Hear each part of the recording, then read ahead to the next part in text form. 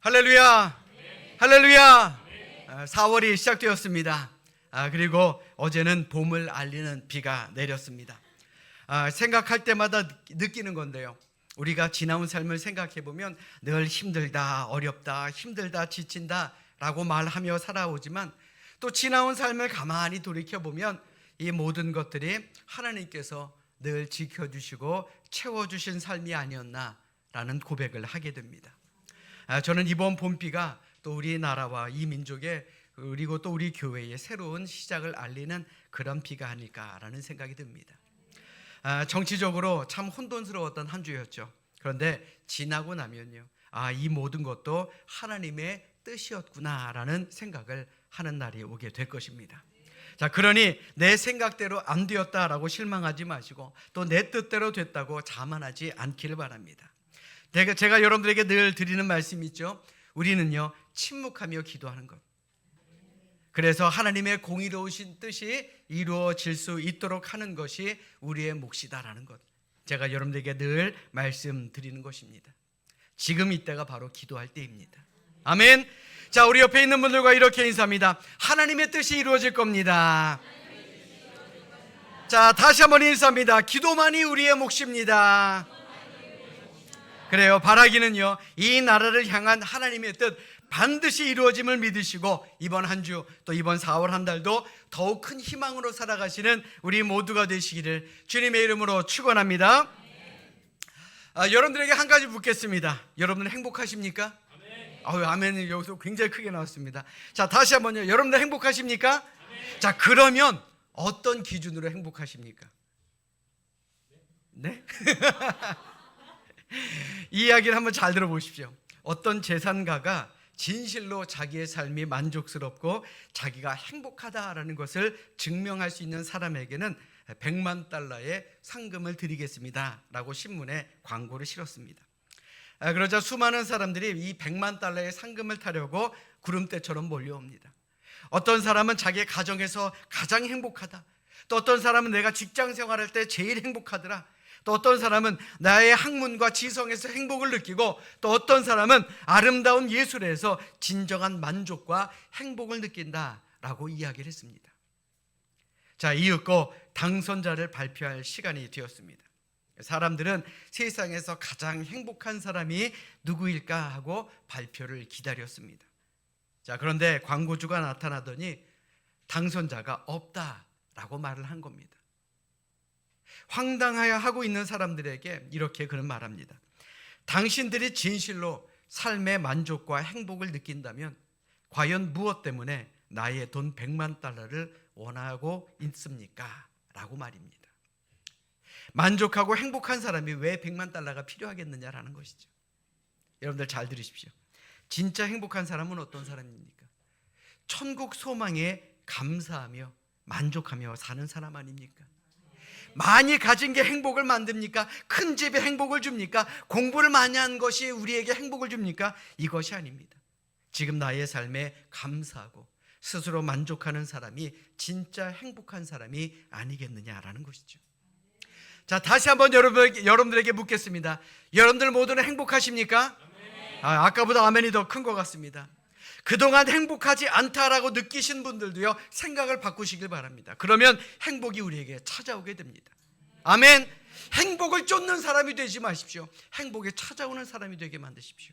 아멘. 자, 우리 가슴에 손을 얹고 이렇게 큰 소리로 고백합니다. 나는 행복한 사람입니다. 자, 우리 좌우에 계신 분들에게 이렇게 알려줍시다. 당신도 행복한 사람입니다. 맞습니다. 하나님은요, 오늘도 우리를 행복한 사람으로 만드시기 위해서 이 예배 자리에 우리를 불러주셨습니다. 자, 그러니 우리 이 시간 성경을 높이 들고 우리의 믿음을 고백하도록 하겠습니다. 자, 우리 성경을 높이 드십니다. 저는 예수 믿어 구원받았습니다. 저는 예수 믿어 하나님 자녀 되었습니다. 저는 예수 믿어 천국 백성 되었습니다. 하나님께서 선물로 주신 오늘 하나님 말씀으로 가르침을 받습니다. 눈을 열어 주의 법 안에 있는 놀라운 진리를 보고 깨닫게 하소서. 아멘으로 순종하여 하나님께 영광 돌리는 삶이 되게 하소서. 아멘. 고백한 대로 살아가시기를 주님의 이름으로 축원합니다.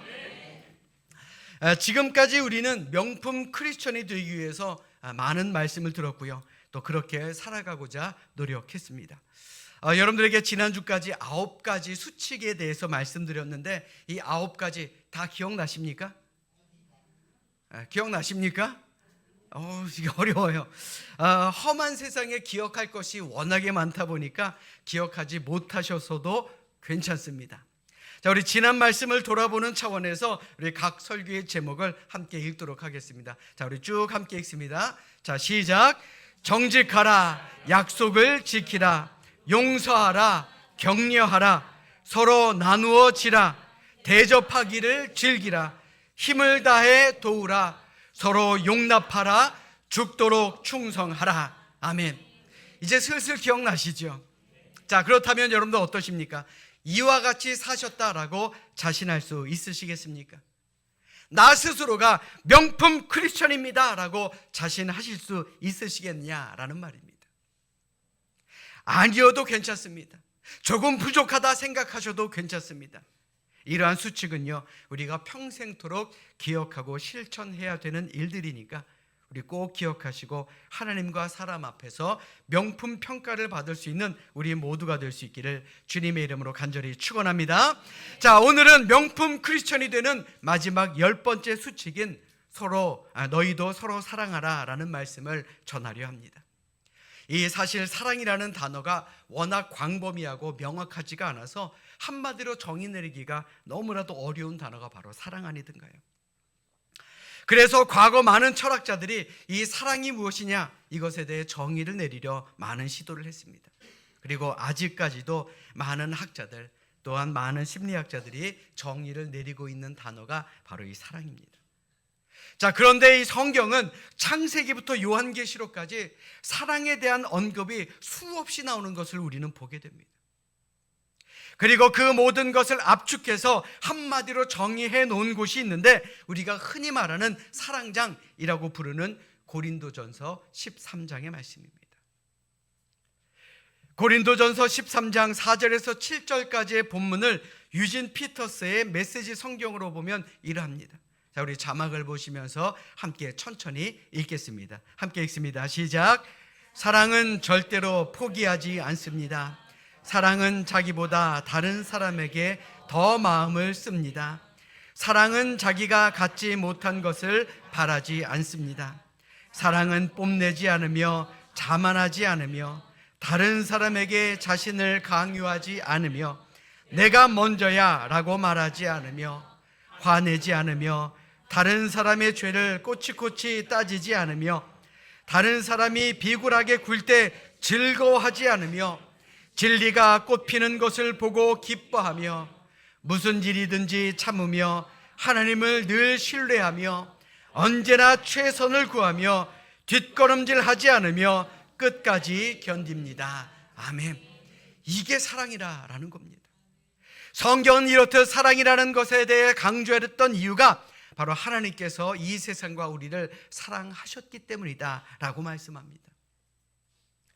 요한복음 3장 16절에 하나님이 세상을 이처럼 사랑하사 독생자를 주셨다 그랬어요. 이는 그를 믿는 자마다 멸망하지 않고 영생을 얻게 하려 하심이라 라고 말씀합니다. 우리를 사랑하셨기 때문에 예수님을 주셨다는 거예요. 로마서 5장 9절에는 뭐라고 말씀하시느냐, 그리스도께서 우리를 위하여 죽으심으로, 예수님이 우리를 위해서 죽으심으로 하나님께서 우리에 대한 자기의 사랑을 확증하셨다라고 증거하고 있습니다. 하나님께서 우리를 사랑하시는 그 증거를 예수님께서 십자가를 지시면서 그 사랑을 확실하게 증거했다라는 겁니다. 한마디로 하나님은 사랑 때문에, 그 사랑 때문에 독생자 예수를 이 세상에 보내셨고 십자가를 대신 지게 만드셨다라는 겁니다. 그러니 기독교는 사랑의 종교가 아니고 무엇이겠습니까? 기독교의 사랑은 바로 핵심이다라는 것, 우리는 이것을 기억해야 할 줄로 믿습니다. 이는 예수님 역시 마찬가지였습니다. 예수님은 사랑을 그저 말로만 하신 분이 아니었습니다. 예수님은 죄인들과 함께 먹고 죄인들과 함께 마시며 그들과 함께 웃고 울었으며 마지막 만찬을 앞두고 제자들의 발을 씻어주시면서 내가 너희를 씻어주지 않으면 너와 나와 아무런 상관이 없다라고 말씀까지 하셨습니다. 다시 말해 예수님께서 제자들의 발을 씻기신 것은 그저 단순히 겸손한 행동으로 감동을 주려는 수준이 아니었다라는 겁니다. 제자들을 위해 자신의 생명을 내어줌으로써 제자들과 예수님이 상관 있게 만드는 배려와 사랑이었다라는 겁니다. 오늘 이 자리에 앉아 예배드리는 우리 모두도 예수님과 상관 있는 사람들 아닙니까? 아멘. 우리가 왜 매 주일마다 성경을 높이 들고 저는 예수 믿어 구원받았습니다, 저는 예수 믿어 하나님 자녀 되었습니다, 저는 예수 믿어 천국 백성 되었습니다 라고 외치는 줄 아십니까? 우리 모두가 예수님과 상관 있는 관계라는 것을 우리 스스로 선언하기 위함이다라는 겁니다. 아멘. 예수 믿어야 구원받고 예수 믿어야 하나님 자녀 되고 예수 믿어야 천국 백성 된다라는 이 선언을 우리가 확실하게 믿는다면 우리는 어떠한 이단의 꼬임에도 넘어가지 않는 겁니다. 이단이 뭡니까? 끝이 다른 거예요. 아닌 것에도 구원의 길이 있다라고 말하며 우리의 믿음을 흔드는 것들이 바로 이단 아닙니까? 그러니 자신의 생명까지도 아끼지 않고 우리의 구원의 길이 되어주신 예수님의 그 사랑 때문에 우리가 구원의 은혜를 누리고 있음을 잊지 말아야 할 줄로 믿습니다. 믿으시면 아멘. 아멘. 자, 그런데요, 오늘 본문의 말씀에 보시면 예수님께서 모든 일을 마치신 후에 제자들에게 새로운 계명을 주셨습니다. 이것은 2000년 전 제자들에게만 주신 말씀이 아닙니다. 오늘 이 자리에서 있는 우리 모두, 오늘을 사는 우리 모두에게도 주시는 새로운 계명임을 우리는 기억해야 합니다. 오늘 본문의 말씀 우리 자막으로 준비했으니 우리 함께 읽겠습니다. 자, 우리 함께 읽습니다. 시작. 새 계명을 너희에게 주노니 서로 사랑하라. 내가 너희를 사랑한 것 같이 너희도 서로 사랑하라. 너희가 서로 사랑하면 이로써 모든 사람이 너희가 내 제자인 줄 알리라. 아멘. 이 새로운 계명은 예수님께서 이 땅 위에서 하신 모든 말씀들, 모든 가르침을 요약한 핵심이다라고 말씀드릴 수 있습니다. 그리고 우리가 서로 사랑하는 것이 예수님의 제자가 된 증거다라고 말씀합니다. 자, 그렇다면 우리 스스로에게 한번 물어봅시다. 과연 나는 예수님의 가르침인 서로 사랑하라라는 말씀 지키며 살아가고 있는지 말입니다. 자, 우리 옆에 있는 분들 한번 바라보십시오. 사랑이 가득한 눈빛인가요? 고개 흔드시는 분들은 뭡니까? 자, 우리가 흔히 말하는 사랑에는 세 가지 종류가 있다 그러죠. 자, 첫 번째는 만약의 사랑입니다. 이 사랑은 어떤 요구 조건에 충족되면 할 수 있고 얻을 수 있는 사랑입니다. 그러니까 다시 말해서 네가 무엇을 해주면, 만약 네가 무엇을 하면 나는 너에게 이것을 해줄게 와 같은 식의 사랑입니다. 그러니까 한마디로 조건적인 사랑이고 기독교가 말하는 사랑은 이것이 아닙니다. 두 번째는요, 때문에 사랑입니다. 어떠한 조건이 충족되었기 때문에 사랑하는 것을 말합니다. 아름답기 때문에 사랑합니다. 멋지기 때문에 사랑합니다. 많이 가졌기 때문에 사랑합니다. 이것 같이 조건을 따지는 사랑입니다. 그런데 미워지면 사랑 안 할 겁니까? 주림이 지면, 늙어지면 사랑 안 할 겁니까? 가지고 있던 모든 것을 다 잃어버리면 사랑하지 않을 겁니까? 이것도 기독교의 사랑은 아니다라는 것이죠. 세 번째 사랑은 그럼에도 불구하고의 사랑입니다. 이 사랑이야말로 조건 없는 사랑이죠. 바로 예수님께서 우리에게 보여주신 사랑. 예수님은 사랑받을 자격이 없는 우리임에도 불구하고 우리를 위해서 목숨을 내어주셨습니다. 은혜 받을 그러한 조건이 안 되는, 자격이 안 되는 우리임에도 불구하고 예수님께서는 목숨을 내어주셨습니다. 이게 바로 참 사랑입니다. 사랑으로 행하신 것이기에 값 있는 것이다라는 겁니다. 사랑 여러분, 사랑은 단순한 감정이 아닙니다. 그런데 많은 사람들이 사랑을 너무 쉽게 생각합니다. 너무나도 가볍게 여깁니다. 그저 사랑하면 낭만으로만 생각합니다. 그런데요, 예수님이 보여주신 사랑을 한번 생각해 보십시오. 결코 사랑이라는 것 쉬운 것도 아니고 가벼운 것도 아닙니다. 왜요? 사랑을 위해서는 반드시 나의 희생이 뒤따라야 하기 때문에 그렇습니다. 여러분들의 자녀를 사랑하십니까? 그렇기 때문에 희생하신 것 아니던가요? 그러므로 우리도 예수님께서 우리를 사랑하신 것 같이 사랑하려면 우리 또한 서로를 위해서 희생하는 것이 있어야 하는 겁니다. 때로는 희생이, 때로는 손해보는 것이 있어야 진정한 사랑이다라는 겁니다. 희생과 손해보는 것이 없이 사랑한다라고 한다면 그것은 바로 거짓 사랑이다라는 것이죠. 여러분들에게 다시 한번 묻겠습니다. 여러분들 하나님을 사랑하십니까? 하나님을 사랑하십니까?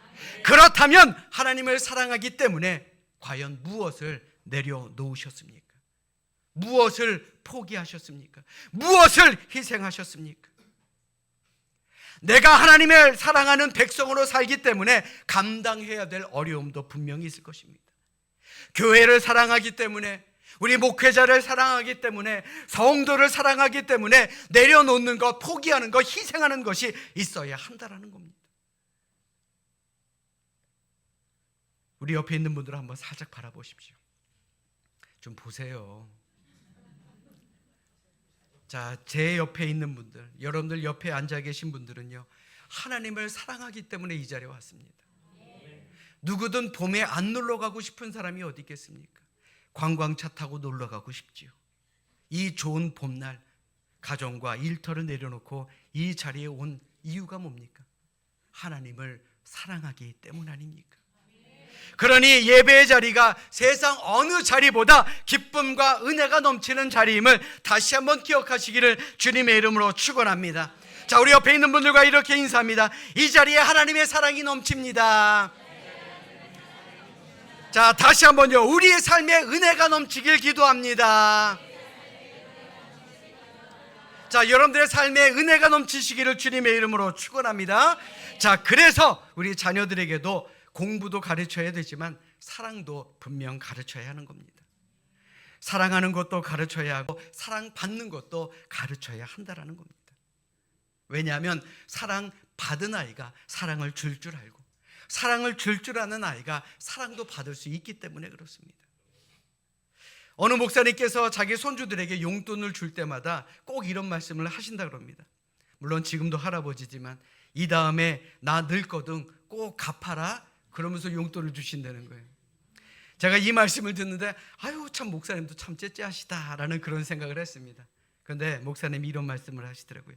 허 목사, 내가 진짜 되돌려 받고 싶어서 그랬겠어? 아무리 어린 아이라도 받았으면 줄 알아야 한다라는 것을 가르쳐 주기 위해서 그런 말을 한 거야 라고 말입니다. 정말 말씀 아닙니까? 정말 맞는 말씀 아닙니까? 우리가 누구에게 사랑을 받으면 내가 받은 사랑 그 이상을 줄 아는 것, 그것이 진짜 사랑의 사람입니다. 물론 당사자에게 직접 전해주지는 못하더라도 내가 어려울 때 받았던 그 도움 우리 다른 사람에게 나눠줄 줄 알아야 한다는 겁니다. 우리뿐만 아니라 우리의 자녀들에게도 교회 안에서만큼은 사랑은 나누는 것이다 라는 것을 가르치고 배울 수 있도록 만들어야 한다는 것입니다. 아멘. 자, 미국 애틀란타 리치몬드 대학원의 명예교수인 데이빗 배너 박사의 사랑에 항복하다라는 책에 보시면 인생을 살면서 사랑하는 것과 사랑받는 것을 배우는 것보다 소중한 것은 없습니다. 사랑을 주고 받는 것은 인간 존재의 본질이며 그것이 우리의 존재 이유입니다 라고 고백했다라는 겁니다. 많은 사람들이 서로 사랑하며 자기만의 방식으로 사랑을 하죠. 그러다 보니까 다툴 때가 많습니다. 내가 너에게 이렇게 최선을 다해 주는데 왜 불만이냐라고 하며 서로 으르렁 될 때가 있다는 겁니다. 한마디로 사랑의 기술이 부족하기 때문입니다. 진정한 사랑은요, 상대가 무엇을 원하는지를 파악하고 상대를 기쁘게 해주는 것이 바로 사랑입니다. 그래서 사랑에도 기술이 필요하다라고 에리 프롬이 이야기한 것 아니겠습니까? 예수님은요, 우리에게 사랑의 기술을 가르쳐 주셨습니다. 예수님은 우리의 필요를 충족시켜 주셨을 뿐만 아니라 지금도 우리의 편에 서서 늘 배려하시며 당신의 목숨까지도 주시고 우리의 죄를 대신 지셔서 우리 모두를 천국 백성 삼아 주시지 않았습니까? 여러분도 한번 생각해 보십시오. 세상 어느 누가 자신의 목숨까지 내어주며 사랑할 수 있겠습니까? 아무리 자녀라 할지라도 사실 쉬운 일은 아닙니다. 그래서 우리는 예수님의 사랑을 아가페 사랑, 모든 것을 다 헌신적으로 주는 아가페 사랑이라고 이야기하는 겁니다. 그런데 이러한 사랑을 오늘을 사는 우리도 해야 된다는 겁니다. 내가 사랑한다면 그를 위해서 나의 목숨까지도 아끼지 않겠다라는 헌신의 마음이 깔려 있어야 그 사랑은 아름답게 열매를 맺을 수가 있다라는 것입니다. 여러분들 그런 사랑을 하십니까? 그런 사랑을 하시기를 주님의 이름으로 축원합니다. 오늘 본문 34절의 말씀 자막으로 준비했습니다. 다시 함께 읽도록 하겠습니다. 34절입니다. 시작. 새 계명을 너희에게 주노니 서로 사랑하라. 내가 너희를 사랑한 것 같이 너희도 서로 사랑하라. 아멘. 사랑하는 여러분, 사랑은 표현이라는 옷을 입을 때 비로소 효과가 있고 진정한 사랑이 되는 겁니다. 그저 마음속에만 담아두고 있다고 그게 사랑이 되는 게 아니에요. 그러므로 사랑한다면 참고 견디며 밖으로 표현해야 합니다. 표현되지 않는 사랑은 사랑이 아닙니다. 더욱이 사랑이라는 이름으로 무례하게 행동해서도 안 됩니다. 여러분들 누구를 사랑하십니까? 그렇다면 예를 갖추는 것은 너무나도 당연합니다. 지금 우리를 한번 생각해 보십시오. 우리가 하나님을 사랑하기 때문에 예배를 드리는 것입니다. 예배가 뭡니까? 예를 갖추어 절하는 게 예배입니다. 그러므로 예를 갖추기 위해서는 우리는 단정해야 되고요, 질서가 있어야 하고 절차가 있어야 한다라는 겁니다. 마찬가지로 사랑한다면 가족끼리도 예외가 돼서는 안 됩니다. 아무리 가까워도 예의 없이 행동해서는 안 된다라는 겁니다. 예수님은 십자가에서 죽으심으로 당신의 사랑을 우리에게 표현해 주셨습니다. 그러니 우리도 예수님처럼 하나님을 그리고 가족과 이웃을 사랑하되 죽기까지 끝까지 사랑할 수 있어야 합니다. 아멘. 그러므로 서로 또한 끝까지 사랑할 수 있는 우리 모두가 될 수 있기를 주님의 이름으로 간절히 축원합니다. 사랑하는 여러분, 여러분들은 명품 크리스찬입니까? 명품 크리스찬입니까? 지금까지 10주 동안 열심히 들었는데 아직도 명품 크리스찬이 아니라고 생각하십니까? 괜찮습니다. 아니어도 좋습니다. 이제부터 나 자신을 명품으로 만들어 나아가시면 됩니다. 아멘. 자, 지금까지 우리는 10번에 걸쳐서 성도들이 지켜야 할 삶의 수칙에 대해서 여러분들과 함께 은혜를 나눴습니다. 그런데요, 듣기만 하고 그쳐서는 안 됩니다. 삶 속에서 늘 실천하며 살아가시기를 주님의 이름으로 축원합니다. 자, 우리 다시 한번 명품 크리스천이 되기 위한 삶의 수칙 10가지 우리 자막으로 준비했으니 우리 큰 소리로 함께 읽겠습니다. 자, 함께 읽습니다. 시작.